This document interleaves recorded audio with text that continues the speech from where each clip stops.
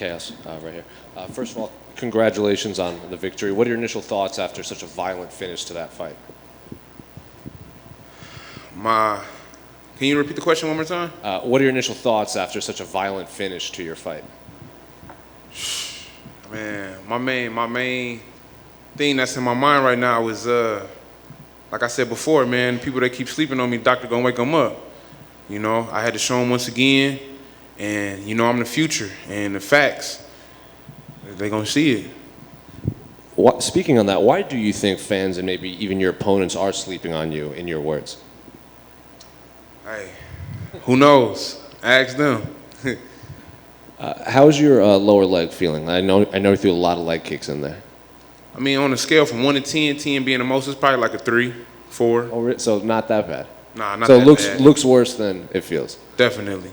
And then that finishing sequence, he seems really upset with the stoppage. But when you connected, did you know that was a wrap on him when he was just kind of sat him down? Definitely, man. Definitely. And I mean, you know, like as a fighter, I mean, being in there, you never really probably want to give up. But at the end of the day, you live to fight another day. So you gotta trust your coaches. You gotta trust the referee. And when you take certain shots like that, you gotta. People die in the ring, man. So you know, I think it was a good stoppage. He was working for, I believe it was the end of the first round. He was working for a lot of leg locks, maybe some knee bars and stuff. Were you in any sort of danger in any of those positions? Nah, man. You know, I knew the type of person I was going against. You know, I knew he was a black belt in jiu-jitsu.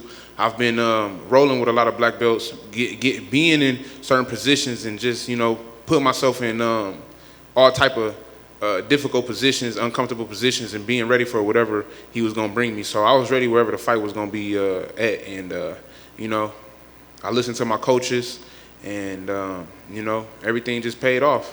And even at the end of that round, when you kind of got on top, you connected with, I think it was like a punch at the end of that round when he was still working for a leg. Do you think you rang his bell in that punch too, even though he was on his back working? Definitely. I mean, I didn't get to really land it how I wanted to, but he definitely felt it.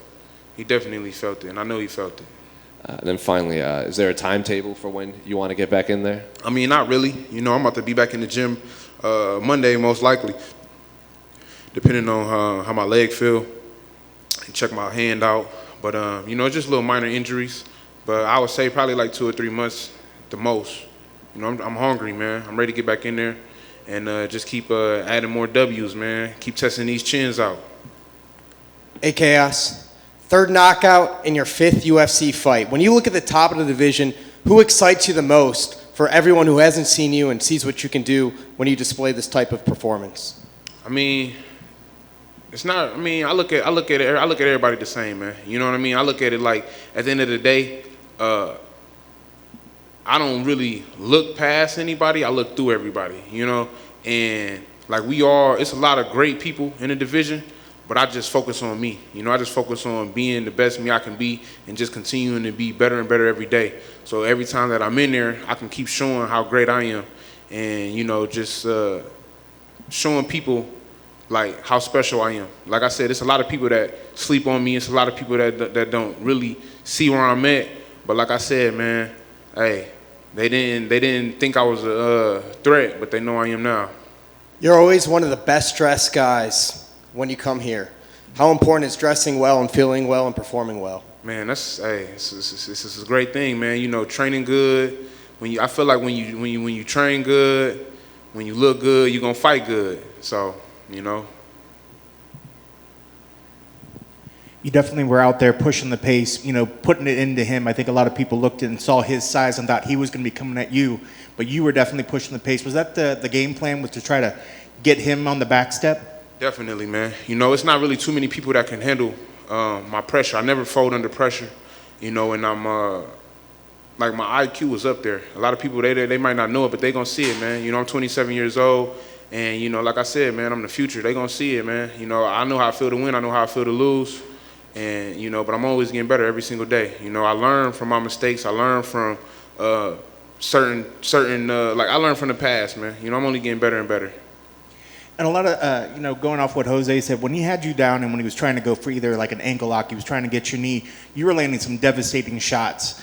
It didn't get should go to the judges, obviously. But when you see a position like that, when somebody's going for a submission like that, but a fighter is able to land devastating shots, what should a judge be looking at that point as for who should be scoring and winning at that position? I mean, it really just depends on how deep certain things may be, or like how much danger you may be. Like in that position, it may have looked more than what it really was, but I felt like I was hitting them too. Like I was hitting them, putting some pressure on them. And, you know, it really depends on the judges, man. Because it's like sometimes you can be on the bottom and you putting submissions up and stuff like that, but then they just going to give it to the person that's on top. You know, so me being on top, even though he was trying, I felt like they should have just gave it to me anyways. You know, because I've been on that situation before, man. Like my only loss, I took that loss on some, you know, like 30 seconds, man, like still in the round type stuff when I was controlling it. So I never forget stuff like that. So me being on the other side, I feel like, you know, I was winning.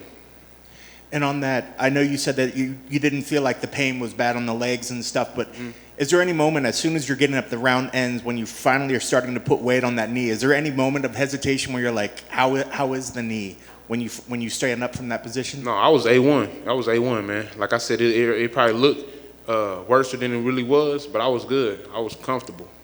Did anything about him surprise you out there? I mean, no, not really. I kind of knew what he was gonna do.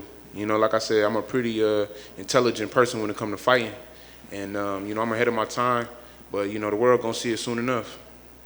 Awesome. Congrats on the win. Thank you. I have a question. Yes. So people keep underestimate you, and you keep surprising everyone. So do you feel like you finally deserve the respect that you deserve today? Definitely.